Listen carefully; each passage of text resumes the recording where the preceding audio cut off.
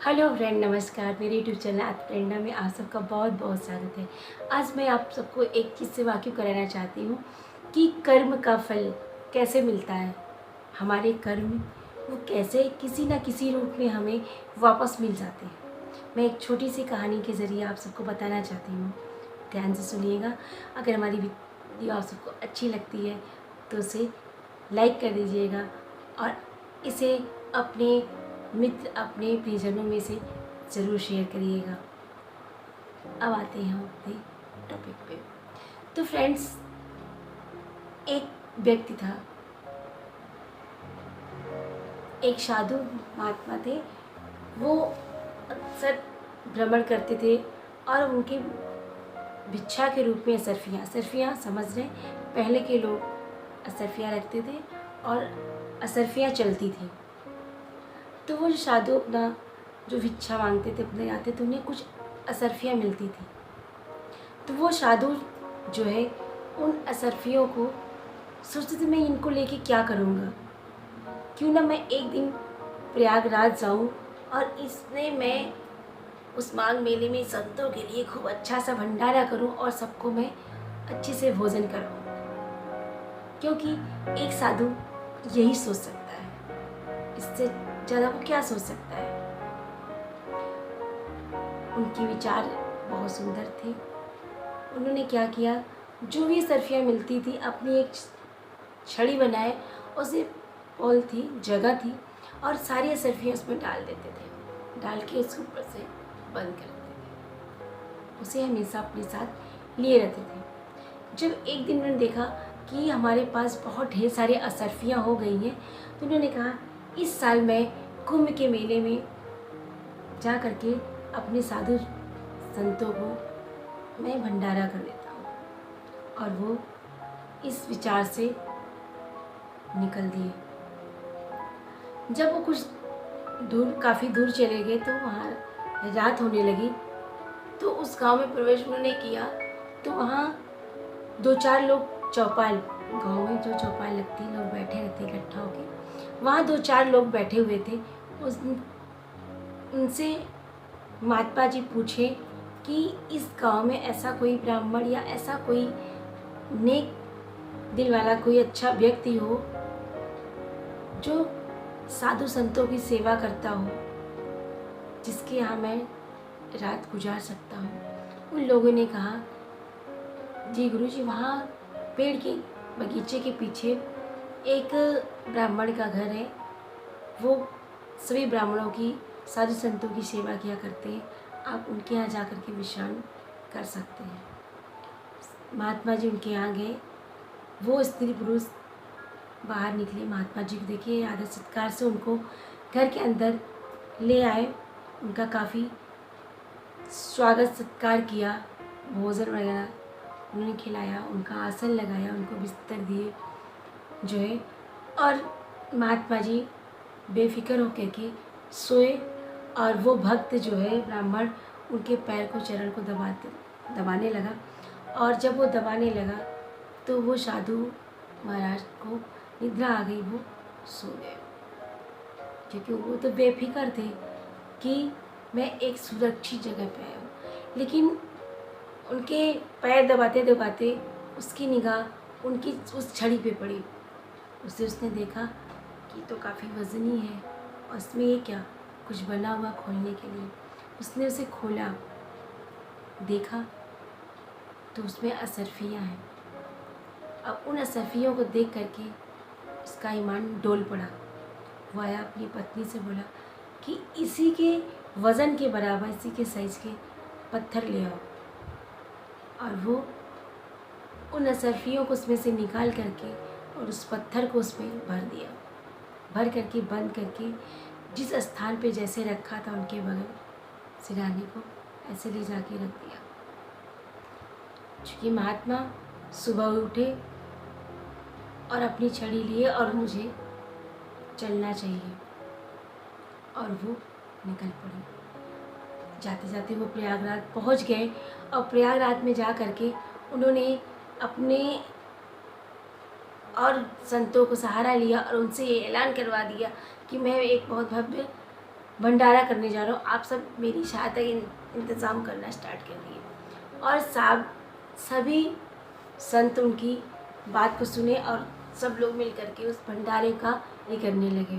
तो उसमें से एक संत बोला, साहूकार इतने सारे उधार नहीं देगा, आप कुछ पैसे दे दो, ताकि मेरा इतना सामर्थ्य नहीं है हम लोगों की कि हम लोग इतना बड़ा भंडारा ऐसे कर सके, कुछ धन का भुगतान आप कर दीजिए। महात्मा बोले, नहीं, मेरे पास बहुत धन है, मैं सारा भुगतान कर दूंगा, आप सब पहले इंतज़ाम करिए। अब सारे इंतज़ाम हो गए, भंडारों का ऐलान हो गया, साधु महात्मा आने लगे। तो फिर साहूकार ने कहा कि महाराज, अब हमारा आप भुगतान कुछ तो कर दीजिए, मेरी इतनी सामर्थ्य नहीं है कि मैं इन सारी चीज़ों को ऐसे ही भंडारे में चलाता रहूँ। तो साधु जी ने कहा, ठीक है। उन्होंने अपनी छड़ी उठाई और जैसे उस छड़ी को खोला और उसको पलटा तो उसमें से सब कंकड़ पत्थर निकलने लगे। महात्मा जी को बहुत कष्ट हुआ,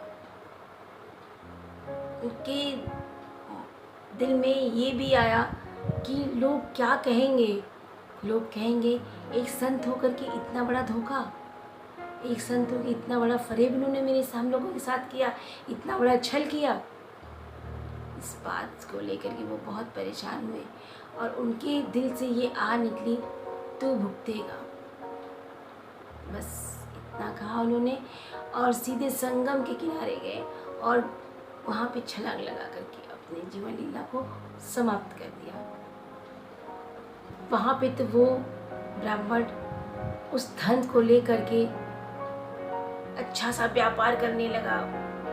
कई उसके व्यापार हो गए, जमीन जायदाद सब बना लिया, उस पैसे से व्यापार करके और भी पैसे कमाने लगा, बहुत खुशहाल हो गया। यही नहीं, उसकी कोई संतान नहीं थी, कुछ दिन बाद उसके पास एक बेटा भी उत्पन्न हो गया। लोग कहने लगे, क्या अंधेर है, साधु का पैसा चुरा लिया, इसके लिए दिन दूना रात चौगुना बढ़ रहा है। अब तो संतान नहीं थी, संतान भी हो गई, इसको सब फलित हो रहा है।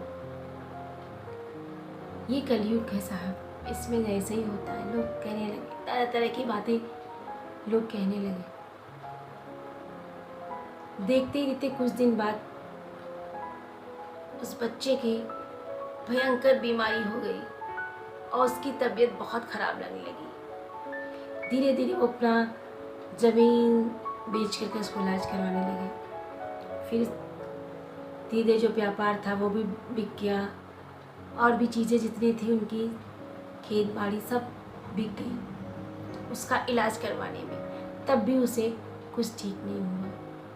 फिर उसने एक दिन कहा कि पिताजी, मैं प्रयागराज में भंडारा करना चाहता हूँ, मेरी ये अंतिम इच्छा है, क्या मेरी ये अंतिम इच्छा आप पूरी कर सकते हैं? तो उस पिता ने कहा कि अब तो हमारे पास कुछ नहीं बचा है, ये सिर्फ मकान बचा हुआ है, ये घर सिर्फ मेरे पास है। तो पत्नी ने कहा, मेरे पुत्र की अंतिम इच्छा पूरी करने के लिए मकान भी बिक जाएगा तो मेरे लिए कोई वो नहीं है, इस मकान को बेच दीजिए आप स्वामी और मेरे बच्चे की इच्छा को पूरी करिए।